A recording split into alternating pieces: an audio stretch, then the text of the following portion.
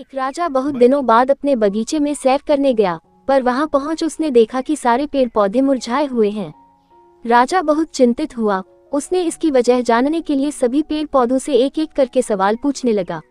Okay वृक्ष ने कहा, वह मर रहा है क्योंकि वह देवदार जितना लंबा नहीं है।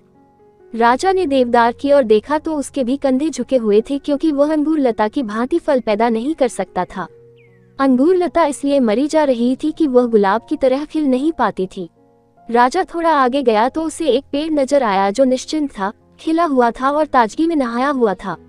राजा ने उससे पूछा, बड़ी अजीब बात है, मैं पूरे बाग में घूम चुका लेकिन एक से बढ़कर एक ताकतवर और बड़े पेड़ दुखी हुई बैठे हैं, लेकिन तुम इतने प्रसन्न नजर आ रहे हो, ऐसा कैसे संभव है?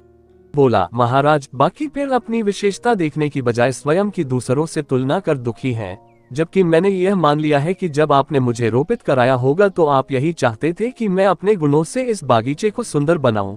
यदि आप इस स्थान पर ओक, अंगूर या गुलाब चाहते तो उन्हें लगवाते। इसीलिए मैं किसी और की तरह बनने की बजाय अपनी क्षमता के अनुसार श्रेष्ठतम बनने का प्रयास करता हूं और प्रसन्न रहता हूं। इस कहानी से यह शिक्षा मिलती कि हम अक्सर दूसरों से अपनी तुलना कर स्वयं को कम आंकने की गलती कर बैठते हैं। दूसरों की विशेषताओं से प्रेरित होने की बजाय हम अफसोस करने लगते हैं कि हम उन जैसे क्यों नहीं हैं। हम सभी में कुछ ऐसी योग्यता है जो अन्य लोगों में नहीं है। जरूरत है तो सिर्फ उसे पहचानने की और उस गुणवत्ता को और विकसित कर अपने क्षेत्र में सफलता प्राप्त करने की।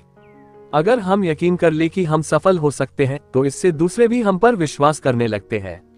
इंसान की सबसे बड़ी कमजोरी खुद का मूल्यांकन कम करने की होती है। हमें अपनी कमियां पता होना अच्छी बात है।